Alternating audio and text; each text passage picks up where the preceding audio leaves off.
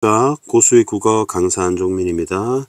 자, 이번 시간에는 2022년 고1 11월 전국연합학력평가 22번부터 24번까지 현대시 시가복합 시가연합이죠. 세트 지문 해설 강의를 시작해 보겠습니다. 먼저 제목을 보겠습니다. 제목은 김광섭님의 봄이라는 시입니다. 봄이라고 하는 계절을 얘기하고 있네요. 먼저 보기를 먼저 보고 시를 한번 해보겠습니다. 일단은 봄이 이제 계절이죠. 계절이 중요하다고 얘기를 했는데요. 계절적 특성을 가지고 어떤 얘기를 하는지. 자, 일단 자연의 순환적 질서라는 말을 했습니다. 계절이 변화하는 것. 그러면 여러분이 이제 여기서는 이제 봄, 여름,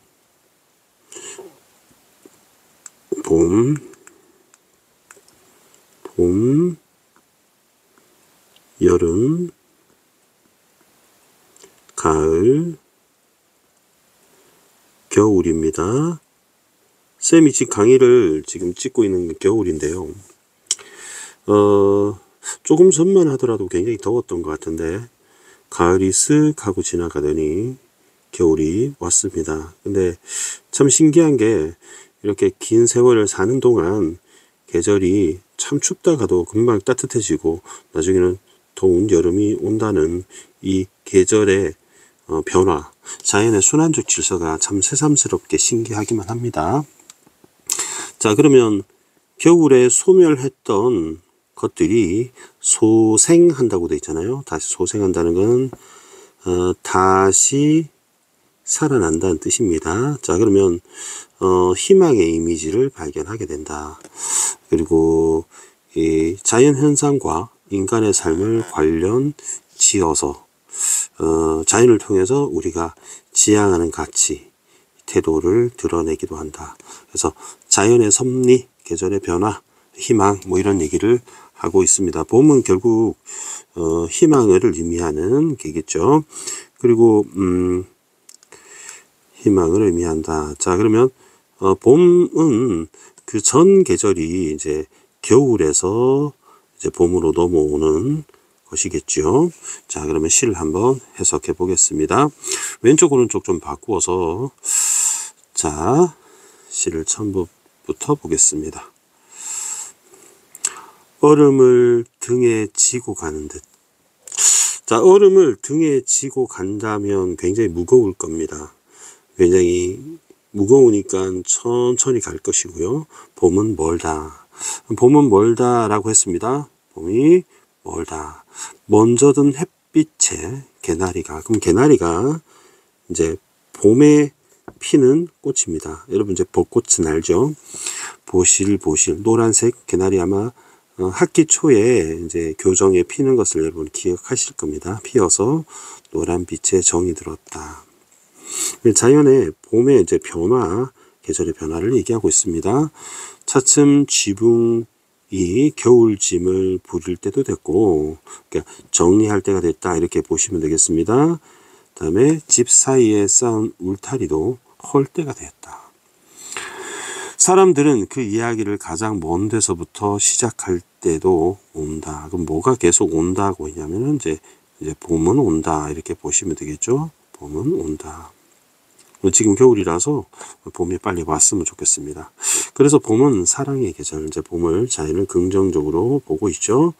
이제 꽃에 벌과 나비가 날아드는 모든 거리, 이때 거리는 길거리 할 때 그 거리가 아니라 우리 그 10km 할 때 그 거리입니다. 디스턴스가 이제 풀린다는 것은 땅에 이제 얼어 있는 땅, 그죠? 얼음이, 눈이, 뭐 이런 뜻입니다. 날씨가, 이렇게 봐도 되고요. 날씨가 아니면 얼음이, 이렇게, 그죠? 얼음이, 날이 풀리면서 멀리 간 것들이 다 돌아온다. 그러면 멀리 간 것들은 개나리도 돌아오고, 새도 돌아오고, 뭐 그런 얘기입니다. 봄에.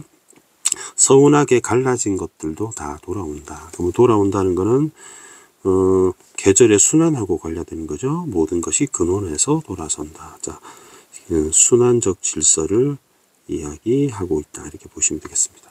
나무는 나무로, 꽃은 꽃으로, 버들강아지는 버들가지로, 사람은 사람에게로, 산은 산으로, 죽은 것과 산 것이 서로 돌아서서 그 근원에서, 그 근원이라는 말이 반복되고 있네요. 그죠? 근원에서 상견례를 이룬다. 상견례는 여러분 그 서로 얼굴을 보고 서로 만나는 예절이라는 뜻인데요. 예절을 갖추고 예의를 갖추고 인사한다는 뜻입니다. 그래서 만약에 신랑 신부가 결혼을 할 때 신랑의 부모님과 신부의 부모님이 서로 만나는 걸 상견례라고 해요. 꽃은 어느 가을에, 우리 가을에서 이제 겨울로 갔다가 이제 그때는 겨울에는 꽃이 피지 않죠. 그래서 봄으로 이제 올 때 꽃은 짧은 가을에 떠난 거죠. 그랬다가 떠났다는 거 소멸했다가 노루 꼬리만큼 길어지는 봄 해를 따라. 그러면 이제 겨울에는 해가 낮이 짧고 밤이 길죠. 그래서 조금씩 길어집니다. 봄천리 몇 천리를 와서 오늘 아까 거리라는 말을 썼는데요. 거리라는 말을 썼는데 그러니까 계절이 멀리 갔다가 오는 것처럼 표현하고 있네요. 그다음에 오늘의 어느 주변에서 찬란한 꽃밭을 이루는가라고 했습니다. 그러면 봄에 이제 꽃이 폈다는 얘기고요. 다락에서 묵은 빨래 뭉치도 풀려서 이제 묵은 빨래 뭉치는 겨울에 빨래를 하기 힘들었다는 얘기죠.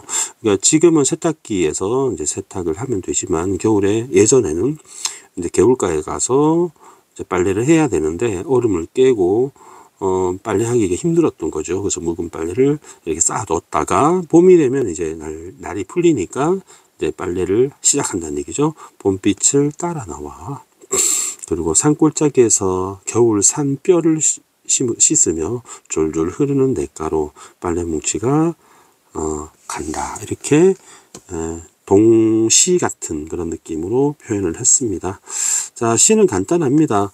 정리를 해보겠습니다. 화자는 나인데 대상은 이제 제목에 있듯이 봄이라고 보고요.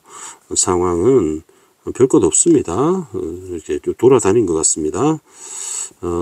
상황은 별 특별한 건 없고요. 심리는 이제 봄이라는 계절이죠. 봄이 계절의 희망을 얘기했다. 희망을 발견하고 지향했다 정도로 보면 되겠습니다. 자, 그럼 표현 한번 살펴보겠습니다. 표현. 얼음을 등에 지고 가는 듯이, 이건 직유법이죠. 봄은 멀다 라고 했습니다. 그러면 이 다가 보이고요. 세모 치면 안 되겠다. 다가 네모 칠게요. 보이고 여기도 다가 있습니다. 다가 계속 반복이 되고 있죠. 자, 이런 것을 우리는 종결어미 반복이라고 합니다. 종결어미가 반복이 됐다. 당연히 반복이 되면 운율이 생기겠죠.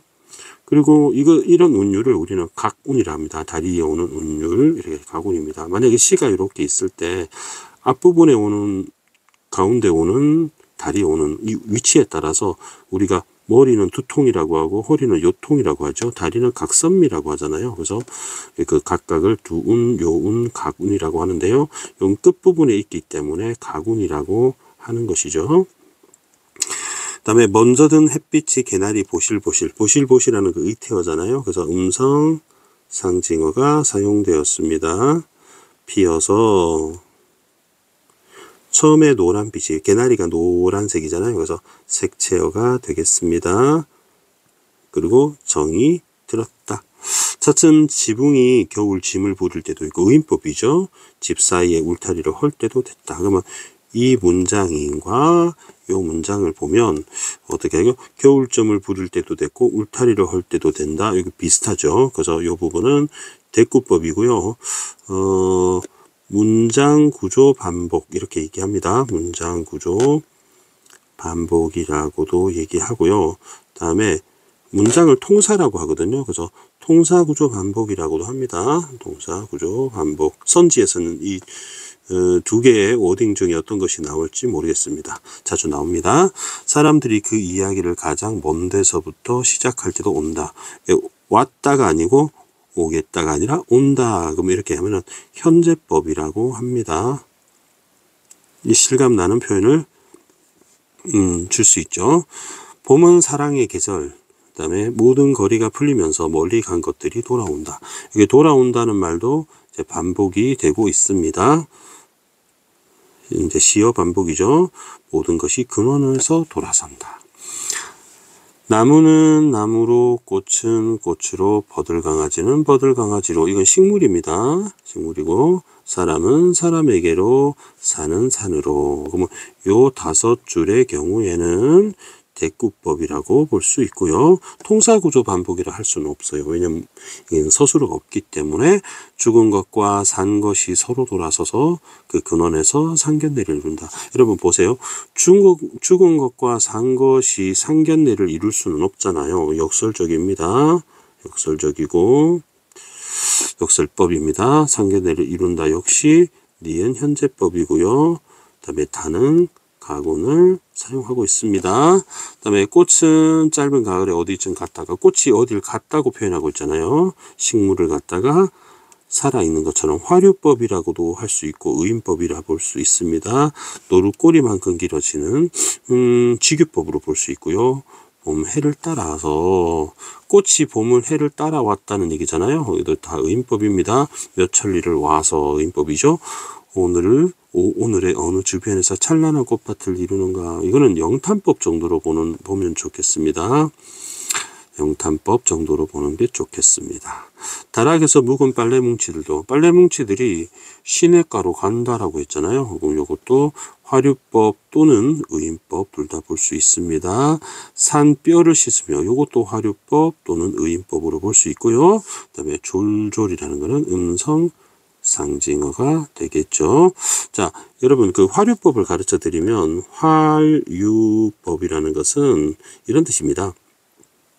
사물이나 식물 같은 거 있잖아요. 그런 거 돌멩이라든지 소나무라든지 이런 것을 마치 동물이 하는 행동처럼, 살아있는 것처럼 하는 것을 비유하는 것을 화류법이라고 합니다. 예를 들어서 바다가 숨 쉰다 그러면 바다가 숨을 쉬지 않잖아요. 그러면은 의인법이라고 볼 수도 있고 화류법으로 볼 수도 있습니다. 살아있는 것처럼 무생물을 생물처럼 표현하는 거다, 이렇게 생각하시면 되겠습니다. 자, 그러면 문제 한번 풀어보겠습니다. 가와 관련된 문제 먼저 풀어보겠습니다. 자, 첫 번째 문제는 22번. 쌤 파란색으로 숫자 적어놓은 77%. 이거는 그 정답률을 말합니다. 명사로 종결되었다, 이렇게 얘기를 했는데요. 마무리해서 맨 끝을 봐야 되겠죠. 저 끝을 보니까 간다 이렇게 돼 있잖아요. 그건 아닌 거죠. 그 다음에 수미상관도 아닙니다. 수미상관은 무슨 뜻이냐면 여러분 그 수가 머리라는 뜻이에요. 머리. 수는 머리. 그 다음에 미는 꼬리라는 뜻이에요. 꼬리. 구미호 알죠? 그죠? 꼬리. 그래서 상관이라는 거는 서로 관련이 된다, 이런 뜻입니다.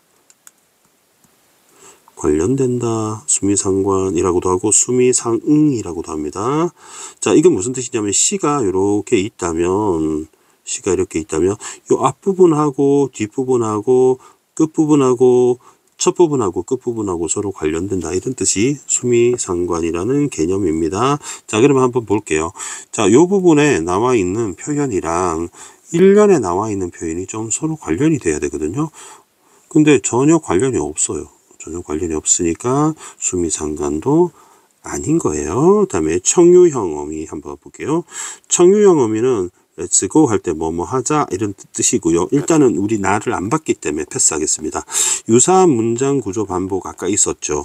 쌤이 이제 겨울짐을 부릴 때도 되고 울타리를 헐 때도 된다, 요 부분에 찾을 수가 있겠습니다. 자, 그러면 일단은 요거를 남겨두고요. 3번, 4번, 5번에는 청자를 명시적으로 설정했다. 그럼 청자는 듣는인데, 듣는 이를 명시적이라는 말의 반대말은 암시적이거든요. 그래서 직접적이라는 뜻입니다. 누구야 이렇게 부르는 겁니다. 이렇게 부르는 것을 얘기합니다. 자, 그러면 5번도 틀렸다, 이렇게 보면 되고 3번, 4번 내버려 두고 나중에 해결하면 되겠죠. 그 다음에 23번인데요. 23번에 빨간색으로 표시를 해 보겠습니다. 기억에 개나리 이렇게 나와 있습니다. 개나리. 개나리에 관한 문제니까 일단 몇 개만 해 보겠습니다. 1번에 햇빛과 대비돼요. 대비된다는 건 반대된다는 뜻이거든요. 햇빛과 반대되진 않습니다. 다음에 처음과 근원적 외로움이 왜 나옵니까? 개나리가 보실보실과 숭고한 희생. 자, 그러면 개나리가 누군가를 위해서 죽었나요? 말도 안 되는 얘기죠. 다음에 3번 노란빛. 그렇지. 개나리 노란빛이니까 생명력 맞죠? 그죠? 봄에 개나리가 피었으니까. 보기에도 그런 말이 있었습니다. 피어서는 상실감. 틀렸네요. 상실감 잃어버렸을 때 쓰는 거죠. 그러면 쉽게 우리 기억 하나만 가지고도, 개나리만 가지고도 답이 나오는 정답률이 높은 좀 쉬웠던 문제입니다. 그 다음에 24번 문제를 보겠습니다. 24번. 멀리 간 것이 돌아온다는 것은, 이제 돌아온다는 거는 소생의 계절이다 이런 얘기네요. 봄이 소생의 계절이다. 2번에서 가을에 갔다가 봄을 따라서 꽃밭을 이룬다는 것은 순환하는 자연의 질서네요. 그 다음에 빨래뭉치가 봄빛을 따라 나온다는 거는 계절에 발견한 희망의 이미지다 라고 했는데요. 여러분, 그 빨래뭉치가 나온 게 화자가 계절에서 나오는 희망의 이미지다, 그렇게 볼 수 있을까요? 좀 애매합니다. 잠깐 놔둘게요. 다음에 4번에 버들강아지는 식물이고요. 사람 나왔으니까 자연현상은 인간의 삶과 관련 짓긴다. 이렇게 보면 되겠죠. 그래서 일단은 3번이 조금 수상합니다. 3번이 좀 수상했습니다. 남겨두고요. 다음에 죽은 것과 산 것이 상견례를 이룬다는 것은 지향하는 화합의 가치다. 이 정도로 볼 수 있겠습니다. 일단 다 해결했고요. 자, 그러면 이제는 나시로 한번 와 보겠습니다. 나시. 자, 오른쪽을 보시겠습니다. 제목을 보니까 겨울 들판을 거닐며 라고 되어 있습니다. 그러면 이거는 대놓고 이제 우리에게 상황을 알려주는 겁니다. 겨울 들판을 걷고 있구만, 이렇게 보시면 되겠습니다. 자, 그러면 이제 화대상심을 미리 적어두면 화자, 대상, 상황과 시입니다. 그러면 화자는 당연히 나일 테고, 상황이 겨울에 들판을 거닐고 있다, 이렇게 볼 수 있겠죠. 자, 그러면 보겠습니다.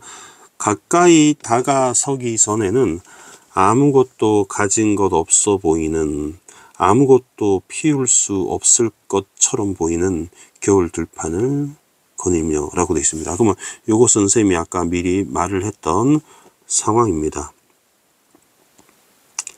근데 이 말은 무슨 뜻이냐면은, 가까이 다가서기 전, 반대말은 멀리서 바라볼 때는 이란 뜻이죠. 멀리서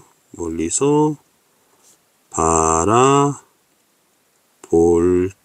때에는, 그죠? 때에는 이런 뜻이죠. 그러면 가까이 다가서지 않고 멀리서 바라볼 때는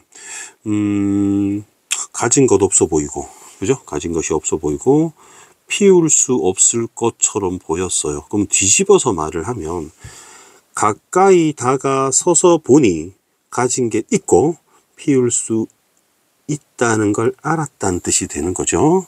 그러면 겨울을 부정적으로 한번 바라봅시다. 그러면 매운 바람은 겨울 바람이니까 세모치고 맞을 만큼 맞으면 따사로움을 알았다. 그러니까 우리 계절의 순환이라는 질서를 보면 겨울 다음에 봄이잖아요. 현재는 겨울입니다. 자, 그러면 봄으로 이제 계절이 변화하겠죠. 그럼 듬성듬성 덜 녹은 눈이니까 지금 늦겨울 초봄인 것 같습니다. 그러면 눈발이 땅으로 녹아들기를 꿈꾸며 뒤척이고 논두렁 밭두렁 사이에, 여기 시골인 것 같습니다. 들판에 초록빛 싱싱한 들풀이 고만고만 모여 앉아서 햇빛을 기다리고 있었다.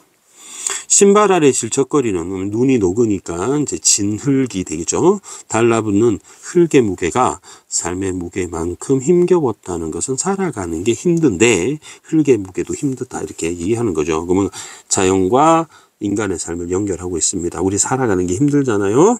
여기서만큼은, 여기서는 이제 들판이 되겠죠. 우리가 알고 있는 아픔이란 아픔이 모두 편안히 쉬고 있음을, 그러면 힐링 되고 있는 거죠. 치유가 되고 있고, 안식이 되고 있고, 휴식이 되고 있고, 위로가 되고 있고 한다는 걸 알았다는 겁니다. 겨울 들판을 거닐며, 이건 상황이죠. 다시 한번 겨울 들판이나 사람이나 그러면 이제 자연을 인간의 삶과 연결하는 거죠. 그 다음에 가까이 다가서지도 않으면서 아무것도 가진 것 없을 거라고, 아무것도 키울 수 없을 거라고 함부로 말하지 않기로 했다는 것은 가까이 다가가서야 가진 게 있고 키울 수 있다는 것, 희망이 있다는 걸 이제 깨닫게 되었다는 것이네요. 자, 그러면 결국 우리가 어떤 삶에 대해서 얘기를 한다고 한다면 이제 봄에 희망이 있다라는 것을, 삶은 힘들지만 깨달았다 정도로 볼 수 있겠습니다. 여러분 이해하셨죠? 자, 그러면 파란색으로 시를 표현 한번 보겠습니다. 이 부분 한번 봅시다. 아까 쌤이 설명을 했는데요. 이 부분하고 좀 쌤이 확대를 좀 해볼게요. 자, 축소를 해볼게요. 자, 이 부분 한번 보시면 좀 비슷하죠. 아무것도 하는 부분이 좀 비슷하죠. 그래서 쌤이 아까 첫 번째 문제 가르쳐줬던 머리와 꼬리가 서로 관련되는, 그죠? 비슷합니다. 그래서 수미 상관이 똑같지 않아도 됩니다. 그 다음에 아무것도 가진 것 없어 보이는 하고 아무것도 피울 수 없을 것 보이는 이제 문장 구조 반복, 대꾸법이 되겠죠. 대꾸법 통사 구조 반복이 있습니다. 문장 구조 반복이 있습니다. 겨울 들판을 거니며 매운 바람, 이거 촉각적이라고 보겠습니다. 뭐 바람을 먹지는 않으니까 신라면처럼 맞을 만큼 맞으면 오히려 따사로움을 알았다. 자, 여러분 매운 바람을 맞으면 따사롭다 이렇게 했으니까 이거 욕설적이죠. 역설법입니다. 듬성듬성은 음성 상징어이고요. 덜럭은 운빨이 땅의 품 안으로, 땅이 품이 있다고 하니까 의인법으로 보면 되겠죠. 녹아들기를 꿈꾸며 뒤척이고 논두렁 밭두렁 사이사이 초록빛 색채어가 보이고요. 싱싱한 키 작은 들풀 또한 고만고만 역시 음성 상징어 모여 앉아 들풀이 앉아 있대. 의인법 저만치 밀려온 햇살을 기다리고 있었다. 자, 여러분 있었다 있었고요. 다음 알았다 이거죠. 이런 것들도 가군이 되겠습니다. 알았다, 있었다. 그래서 가군이고 종결음이 반복입니다. 신발 아래 질척거리는 달라붙는 흙의 무게가 삶의 무게만큼 힘겨웠지만 여기서만은 우리가 알고 있는 아픔이란 아픔은 시어 반복이 일어났고요. 편히 쉬고 있음을 알았다, 깨달았다. 깨달음이죠. 겨울 들판을 거니면서 함부로 말하지 않기로 했다. 그래서 이렇게 시가 끝났습니다. 혼자서 얘기하고 싶다. 누구한테 말을 건네는 말투는 아니고요. 자, 그러면 쌤이 반으로 다시 나눈 다음에 왼쪽 오른쪽 바꿔서 오른쪽에 문제를 풀어보겠습니다. 아까 우리 해결 못한 것들을 해결해야 되겠죠. 첫 번째 문제가 22번 문제. 청유형 없었습니다. 뭐뭐 하자 하는 거 없었습니다. 유사한 문장 구조 역시 있었죠. 쌤이 노란색으로 한번 표시를 해봐 드릴까요? 자, 어느 부분이 있었습니까? 비슷한 부분이 이런 거 있죠. 아무것도 가진 것이 없을 거라고, 아무것도 키울 수 없을 거라고, 이런 것들도 되겠죠. 그죠? 그리고 위에서는 어디 있었습니까? 비슷한 문장이 있는 거 쌤이 위에 표시했었죠. 그죠? 겨울짐을 부릴 때도 된다, 울타리를 할 때도 된다. 정답 4번 보시면 되겠습니다. 23번 문제는 해결을 했고요. 24번 보겠습니다. 매운 바람을 맞을 만큼 맞으면 따사로운 걸 알았다는 것은 우리 겨울이 소생 가능성이 있다는 걸 알았다. 2번 선지에서 덜 녹은 눈발이 봄이 되어 땅의 품 안으로 녹아들기를 꿈꾼다는 것은 순환하는, 그죠? 눈이 겨울이잖아요. 자, 3번에 흙의 무게만큼 삶의 무게가 무겁다라는 건데 갑자기 무겁다는 건 희망이 아니잖아요. 그래서 정답을 3번으로 찾을 수 있겠습니다. 겨울 들판을 사람과 연결했다. 그다음에 5번에 가까이 다가서지도 않으면서 함부로 말하지 않겠다. 그는 지향하는 태도로 볼 수 있겠죠. 자, 오늘 좀 자세하게 쌤이 시를 설명을 했습니다. 질문 있으면 댓글에 남겨주시면 쌤이 24시간 안에 웬만하면 답변을 해드립니다. 길고 충분히 설명할 수 있게끔 설명해 드리고요. 뭐 자료가 필요하시거나 하시면 뭐 댓글에 요청하시면 어떻게 보내드리겠습니다. 그리고요, 저 고수의 국어는 항상 최선을 다하겠습니다. 여러분 구독과 좋아요 부탁드리고요. 좋은 교육 콘텐츠로 계속 찾아뵙겠습니다. 여러분 감사합니다.